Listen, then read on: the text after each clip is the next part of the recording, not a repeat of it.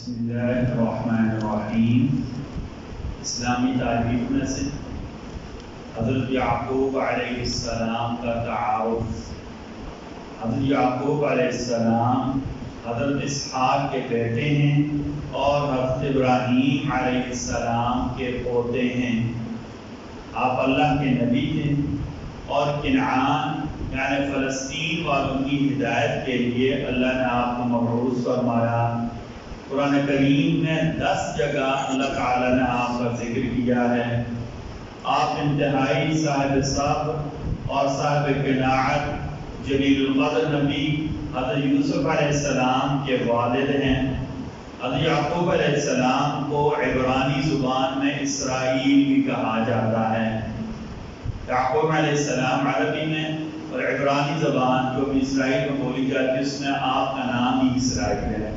اسرائیل کا مطلب یہ ہے کہ یعقوب علیہ السلام کی اولاد۔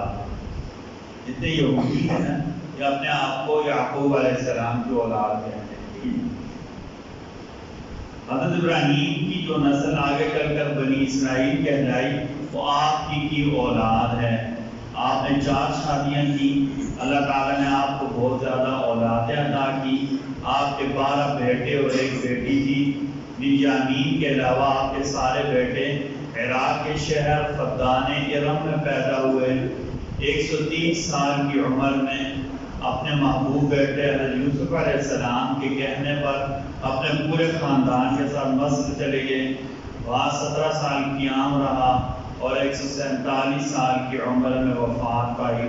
حضرت یوسف علیہ السلام نے فلسطین لا کر حضرت ابراہیم اور حضرت اسحاق علیہ السلام کے ساتھ آپ کو دفن کیا۔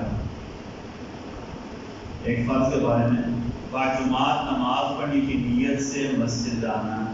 نبی کریم صلی اللہ علیہ وسلم نے فرمایا کسی بندے نے وضو کیا پھر مسجد نماز پڑھنے کے لیے گیا لیکن وہاں جا کر اسے پتہ چلا کہ نماز ہو چکی ہے تو اللہ تعالیٰ اسے پوری جماعت کی نماز کا ثواب عطا فرمائیں گے۔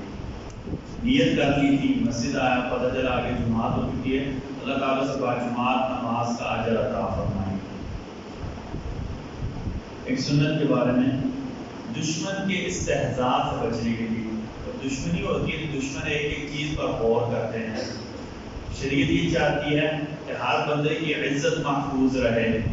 نبی کریم صلی اللہ علیہ وسلم نے اس موقع پر پڑھنے کے لیے دعا بتلائی ہے تاکہ خدا نہ خواستہ ہم سے کوئی غلطی ہو بھی جائے ہمارے دشمن کو ہمارے مذاق اڑانے کا موقع نہ ملے۔ دشمن کو مذاق اڑانے کا موقع نہ ملے، اس سے بچنے کے لیے دعا۔ نبی کریم صلی اللہ علیہ وسلم یہ دعا پڑھتے تھے، اعوذ باللہ من جہد البلاء ودرک الشقاء وسوء القضاء وشماتۃ الاعداء۔ اعوذ باللہ من جہد البلاء ودرک الشقاء وسوء القضاء وشماتۃ الاعداء۔ اللہ میں بلاؤں کی سختی سے، بدبخت ہونے سے، بری تقدیر سے اور دشمنوں کے ہنسنے سے آپ کی پناہ چاہتا ہوں۔ اللہ میں بلاؤں کی سختی سے، بدبخت ہونے سے، بری تقدیر سے اور دشمنوں کے ہنسنے سے آپ کی پناہ چاہتا ہوں۔ ایک فضیلت والا عمل سورہ یاسین پڑھنے کے فائدے۔ نبی کریم صلی اللہ علیہ وسلم نے فرمایا ہر چیز کا ایک دل ہوتا ہے اور قرآن کا دل سورہ یاسین ہے۔ تو سورہ یاسین پڑھ لے، اللہ اس کے پڑھنے پر 10 مرتبہ قرآن مجید پڑھنے جتنا اجر عطا فرماتے ہیں۔ اچھا جن احادیث میں لیکن یہ پڑھیں تو اتنا اجر ملے گا، اس کا مطلب یہ نہیں کہ وہ کام چھوڑ دیں۔ آپ یہ کام کریں گے تو اتنا اجر ہے۔ ابھی قرآن پڑھنا، پورا قرآن پڑھنا یہ اپنی جگہ جو ہے نا مستقل ایک ثواب کی بات ہے۔ یہ صورتوں کی فضیلت بتانے کے لیے میں آپ کو ویسے سمجھانے کے لیے کہتا ہوں۔ میں آپ کو سمجھانے کے لیے کہتے ہیں مثلا ہم کہتے ہیں نا کہ فلاں بچہ باپ کی طرح تیز ہے، میں اعوذ باللہ باپ کی بات کر رہا ہوں کیونکہ والد کا اپنا مقام ہے، سمجھانے کے لیے صرف کہتے ہیں، ٹھیک ہے نا، ایسے کرے گا تو ایسے ہوگا تو صحیح اجر ملے گا، ٹھیک ہے۔ تو سورہ یاسین پڑھنے کے فضائل تو بہت ہے۔ ہمارے علماء نے لکھا ہے کہ بندہ صبح سورہ یاسین 1 مرتبہ پڑھ لیتا ہے جن کو اللہ اس پہ ایسے کام 80 ایسے کام کر دیتے جن کے بارے میں صبح میں گمان نہیں ہوتا۔ روزانہ سورہ یاسین پڑھنا، اللہ غائبانہ جو ہے نا رزق دیتے ہیں، غائبانہ کام بنا دیتے ہیں۔ یہ گناہ کے بارے میں مسلمانوں کو تکلیف دینا، سورہ بروج آیت نمبر 10، ان الذين فتنوا المؤمنين والمؤمنات ثم لم يتوبوا فلهم عذاب جہنم ولهم عذاب الحريق۔ اللہ تعالیٰ فرماتے ہیں جن لوگوں نے مسلمان مرد اور مسلمان عورتوں کو تکلیف پہنچائی پھر توبہ نہیں کی تو ان کے لیے دوزخ اور سخت جلنے والا عذاب ہے۔ ایک اصول یاد ہے، اللہ قرآن میں اصول پتہ کیا بتایا؟ جو کسی کی تکلیف کے لیے سوچتا ہے، کسی کے نقصان سوچتا ہے نا، اللہ اس کے اوپر لوٹا دیتے ہیں۔ سورہ فاطر میں اللہ کہا وَلَا يَحِيقُ الْمَكْرُ السَّيِّئُ إِلَّا بِأَهْلِهِ،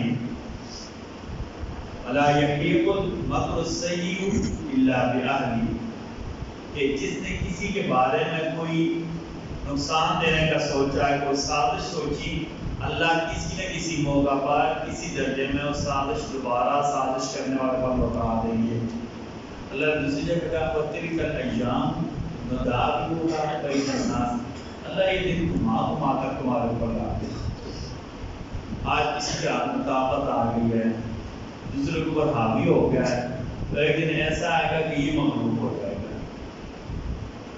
یہ اللہ کا فیصلہ ہے، اس لیے نہ سارے کام سوچ سمجھ کر کرنے چاہیے۔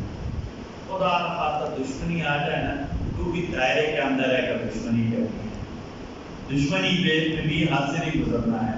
اللہ نے قرآن میں کہا ہے، قرآن میں سزاؤں کے بارے میں شرعی سزائیں ہیں نا، جو حکومت کا اختیار ہے دینا، ان میں بھی اللہ نے کہا ہے سزا دینے میں بھی حد سے نہیں بڑھنا۔ کسی کا بندہ قتل ہو گیا، شریعت یہ کہتی ہے کہ اس کی جان تو لینی ہے لیکن اس کے ٹکڑے ٹکڑے نہیں کرنے، یہ حد سے بڑھنا ہے۔ اب شریعت کا مزاج کیا ہے کہ کسی کام میں بھی حد سے نہیں گزرنا، جو ہمارے حق ہے نا ان میں بھی حد سے نہیں گزرنا ہے۔ اس کا فائدہ کیا ہوگا؟ تو خدا نہ خواستہ آج میری کسی کے ساتھ دشمنی ہے، کل صلح ہو گئی تو کم از کم میں منہ دکھانے کا قابل رہوں گا۔ اچھا اس طرح دشمنی جب حد میں رہ کر آپ کریں گے نا، جو ہمارا دشمن ہوگا وہ بھی اچھا وار نہیں کرے گا۔ ٹھیک ہے، پہلی بات ہے کہ ہماری نیت کیا ہو، ہماری وجہ سے کسی کو تکلیف نہ پہنچے۔ پھر بھی فطرت ہے انسان کی، اچھے سے اچھا بندہ ہو، کہیں نہ کہیں کوئی کیا کہتے ہیں اپ اینڈ ڈاؤن جو ہوتے ہیں نا، اتار چڑھاؤ بھی لگے رہتے ہیں گھروں میں، بھائیوں کے درمیان، محلے داروں کے درمیان، برادری کے درمیان، کبھی کبھی برادری کچھ بھی نہیں، کبھی ایسے کام ہو جاتے ہیں۔ ہر چیز میں حد سے نہیں گزرنا ہے، کسی کام میں بھی حد سے نہیں گزرنا، یہ شریعت کا مثال ہے۔ اللہ تعالیٰ ہم سب کو کہنے سننے سے زیادہ عمل کو بسم اللہ الرحمن الرحیم۔ ہمارے وقت ہم کمزور ہیں، ہم بے بس ہیں، ہم عاجز ہیں۔ آپ کریم ہیں، آپ رحیم ہیں، آپ مالک ہیں۔ اللہ جی آپ اپنے فضل سے میرے سمیت سب کے گناہ معاف فرما دیجیے۔ لیکن میرے گناہ بہت بڑھ کر ہے، اس مسجد کی برکت سے، اس قرآن کی برکت سے آپ نے گناہ معاف فرما، رحمت کے